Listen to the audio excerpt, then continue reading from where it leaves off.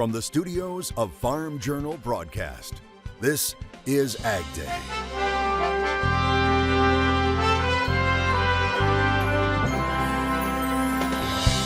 A shock to the market. Big increase in the placements, and I think those are mostly light cattle. An update on the latest cattle on feed numbers that sunk the market earlier this week.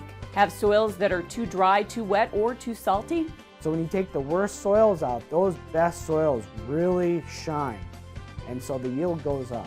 How you can flip your soil for free. As an early season winter storm slows harvest, but the news may not be all bad for some crops. Right now on AgDay. AgDay, presented by Pioneer. What's next happens when experience meets expertise. Pioneer. What's next happens here. Good morning, I'm Michelle Ruck coming to you from our Farm Journal studios in Kansas City. Clinton has the day off.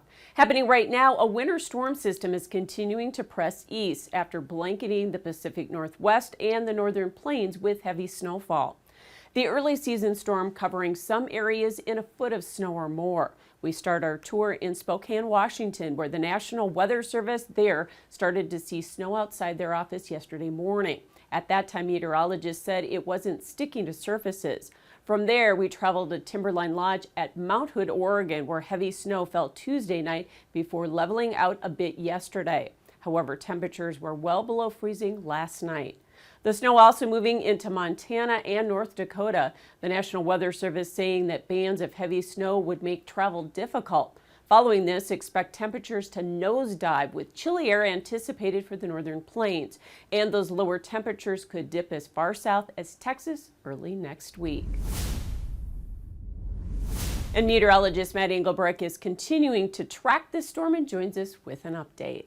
It's about time. Now we start talking about colder air, snowfall. You've already seen some of that. Now I want to talk a little bit about where that cold air is going to head next. Now as we go into this afternoon, still looking at some warm temperatures, a ridge of high pressure pulling the 80s into Louisiana, parts of Arkansas, Alabama, and the southeast. The 70s is still up into the Midwest, but look at that, 31 to 18. Pocket of cold air, and that will be shifting back down to the south. So as we get into tomorrow morning, you got Rapid City at about 16.9 in Bismarck, Billings at about 10 degrees with a cold front starting to come through the northwest down to the southeast. That's going to be the first of two, and what you'll see in that jet stream coming up in a little bit, there's going to be a reinforcing shot of some colder air across the nation by Halloween. Now here's a look at the temperature coming up for tomorrow afternoon in and across that nation. A defined line between the cool, if not cold and dry, and the warm. 84 in St. Louis. Match that up against Omaha at 44 degrees. Yields in the Fields on AgDay is brought to you by Micro Essentials, the super granule that packs balanced nutrition into a single granule for uniform nutrient distribution, increased nutrient uptake, and season-long sulfur availability. Beating commodity fertilizers every time. Supercharge your yields with the Mighty Micro from Mosaic. And take a look at your screen here. Got a corn harvest rolling on. Dell sending this one of Savage, Montana, finishing up corn harvest before the storm. Dell says yields are fantastic. He says we're averaging anywhere between 220 to 240 bushels to the acre on irrigated ground. I'll have more on your forecast coming up. While it might slow harvest, there is a bit of good news coming out of this storm when it comes to the winter wheat crop. The snow, obviously a great insulator for the emerging crop. So where we do get significant snow, no concerns to the winter wheat. And in fact, that'll be a benefit because that snow will eventually provide moisture to the crop as well. Rippey does say, however, we will have to keep an eye on areas further south of where the snow falls for the potential of exposure, especially in areas of drought such as Kansas and Nebraska, as well as portions of Montana due to low temperatures, which could result in some burn back of the crop.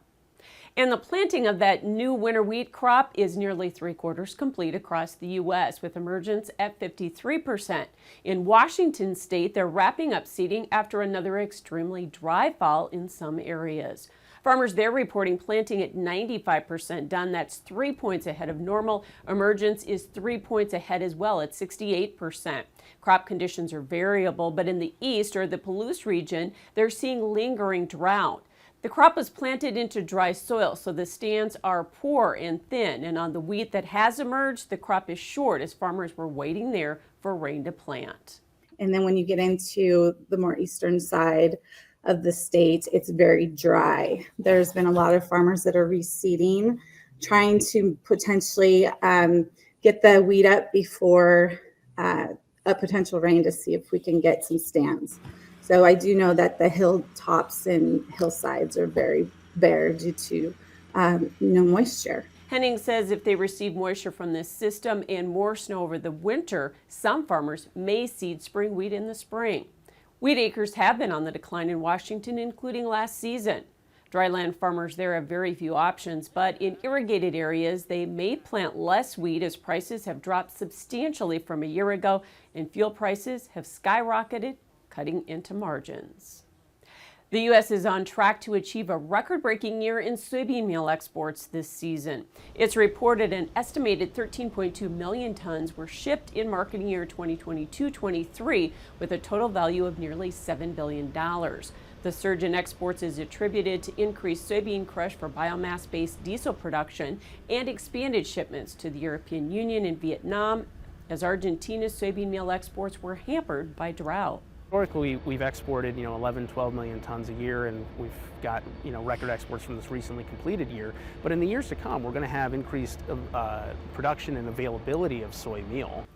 And recently, I got an inside look at how ag products such as soybean meal are moved out of the PNW. Look for our reports on that starting next week on Ag Day.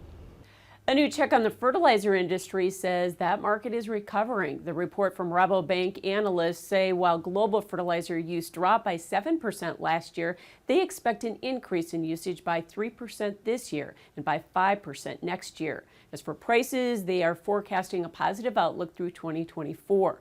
They say the nitrogen market faces challenges due to lower demand from corn and wheat growers, while the outlook for potash and phosphate is positive. The potash market right now is ample supply, while the phosphate market is on the rise thanks to the return of Chinese exports. Flip Your Soil on Ag Day is brought to you by Nutrient Economics, expert advice when you need it. Learn more at nutrieneconomics.com.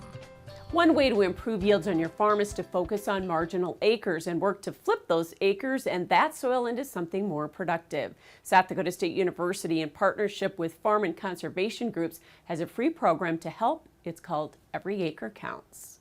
From 8 to 12% of every farm in the Northern Plains has marginal acres, and they're generally soils that are too wet, too dry, or too salty. However, through the Every Acre Counts program, SDSU is helping farmers identify those unproductive acres. Most farmers know there's a problem in the field, but what we use is a precision profitability analysis where we take in their precision ag data and combine it with their economics and do a profitability analysis across the field. Bly says that data is kept confidential but mapped out and then compared to normalized yields. And it's not about really knowing where the problem is, it's about where does that profitability line start and begin. Once that's identified, farmers can make informed management decisions for every acre of their operation. We provide them with how many bushels they'd have to increase in that area to break even, or how far they would have to reduce their expenses to break even. And a lot of the times it's not going to happen. This is a voluntary working lands program, and Bly says the fix for marginal acres is generally returning native vegetation back to the land to improve soil health. If we think about those soils, the soil health there is really poor, and so if we address those areas with another way of managing them, perennials, cover crops, whatever it would be, we've automatically improved soil health there. Bly says they've analyzed nearly 54,000 acres and 2,600 have been put back into CRP or conservation programs offered through Pheasants Forever and other groups, and they're seeing real results. So when you take the worst soils out, those best soils really shine, and so the yield goes up. And so does profitability. However, Bly says the long-term goal is to change the mindset of producers so they realize that not all soils are created equal and some acres are better suited for practices other than crops. Grains pulled back on Wednesday while livestock tried to stage a recovery. I'll have details in markets now next. And later, strange things are showing up in one of the hottest and driest places in the world, in the country.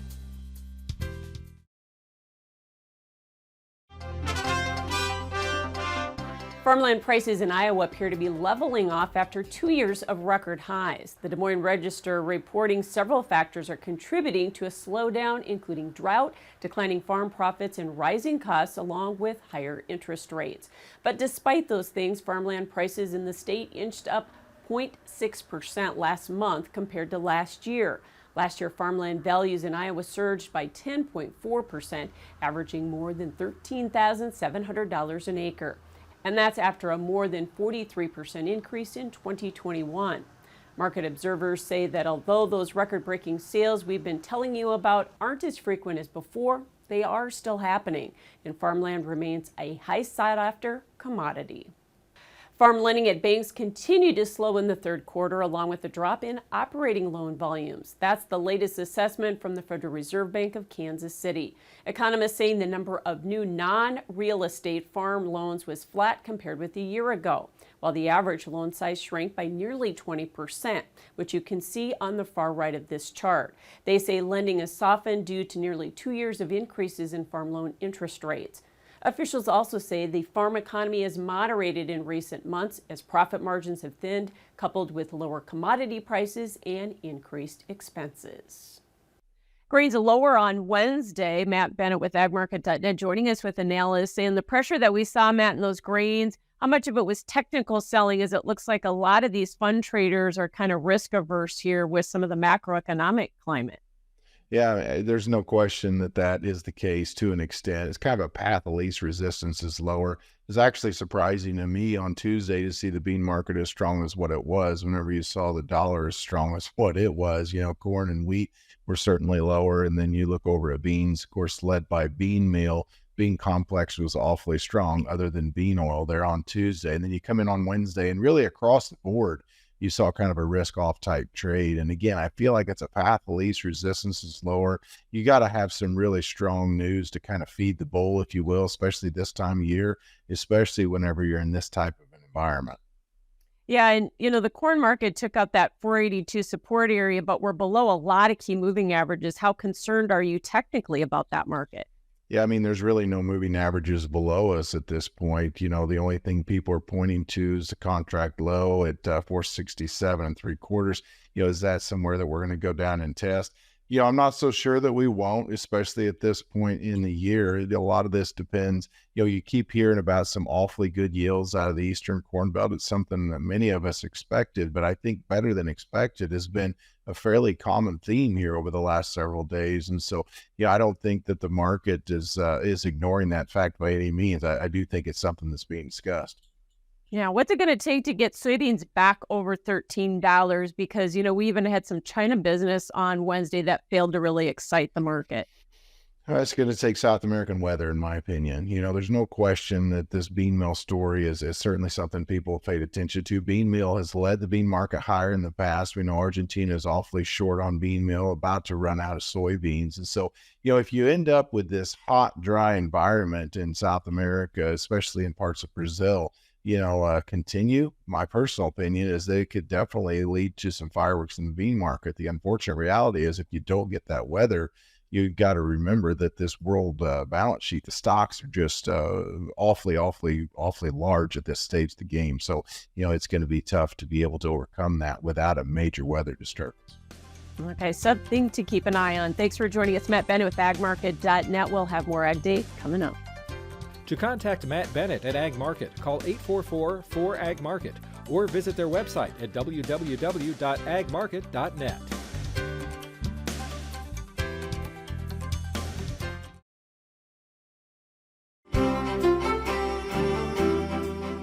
There's only about 3 out of 4 seasons that we can get away with this, with what I'm about to explain. You got a fall, winter, and a spring. You got a map on here, and you got 2 bullseyes, one in the yellow here, and then one in the red down here, but different types of precipitation depending on where you're located. It's going to be all rain back down here to the south, Texas into Oklahoma, upwards about 2, 3, maybe even 4 inches of rainfall around some thunderstorms.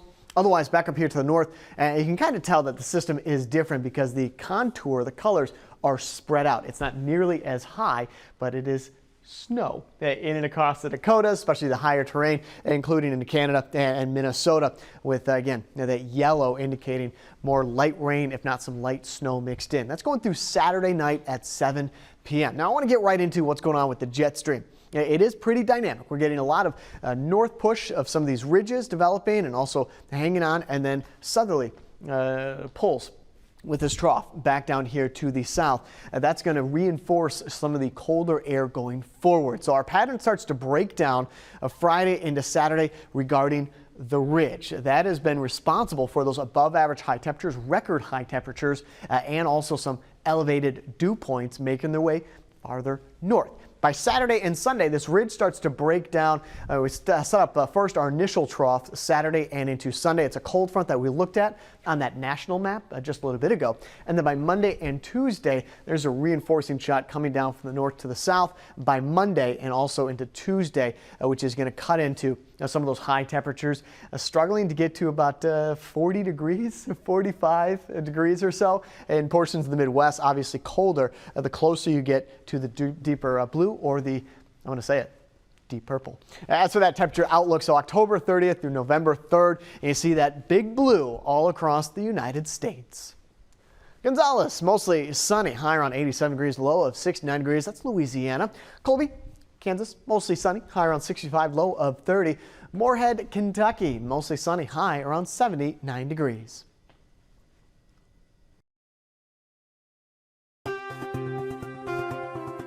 AgDay is brought to you by Neogen. Ingenuity Beef by Neogen is a simple DNA test that allows you to make selection decisions in your replacement heifers that will build the future of your cow herd. Learn more at neogen.com. Live cattle futures midweek were still trying to rebound from Monday's hefty losses. Those losses follow the results of the latest cattle on feed report. The numbers showing that cattle and calves on feed totaled 11.6 million head as of October 1st. Now that's up 1% from the same time last year and the second highest October 1 inventory since the series began. That was more cattle than expected, surprising the market. Placements in feedlots last month also totaling 2.21 million head. That's a 6% increase over 2022. Now, while marketings of fed cattle last month totaled 1.66 million head, down 11%, experts say large areas of the country are still in drought and forage supplies are still very short. It's still very, very dry in parts of Texas, Kansas, and Mexico. And so you had a pretty good influx, particularly in Texas, a big increase in the placements. And I think those are mostly light cattle. Meanwhile, prices for feeders are very high, so more of them are going to feedlots. A poultry company is confirming it's under federal investigation after reports more than 24 children were found working illegally inside a plant. The plant is Gerber's Poultry, and it's located in Kidron, Ohio, near Canton. The plant produces Amish farm chicken.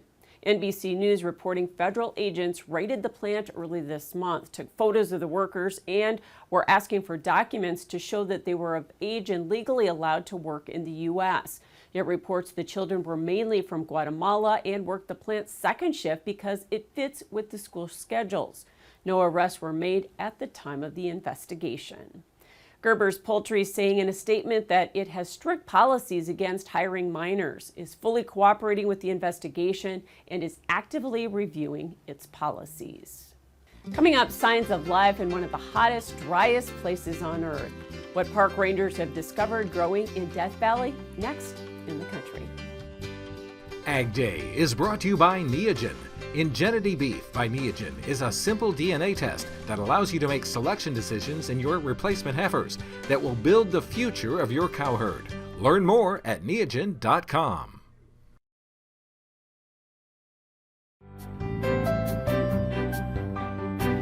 It's the hottest place in the world and the driest place in North America, but things are changing in California's Death Valley. 2 months after Hurricane Hilary brought epic rainfall, parts of the national park are now dotted with lakes and flowers. The National Park Service saying Badwater Basin, the lowest point in North America, is now home to a temporary lake that is several miles long. Hilary dumped a year's worth of rain, 2.2 inches, on Death Valley in just 24 hours on August 20th, the wettest day in the park's history. Until then, it had never recorded more than 2 inches of rainfall in a single day. The dry desert soil couldn't absorb the excessive rainfall fast enough, which triggered flash flooding. Damage was so severe it forced the park to close for several months. That's all the time we have for this morning. Thanks for watching. For all of us at AgDay, I'm Michelle Rook. Have a great day.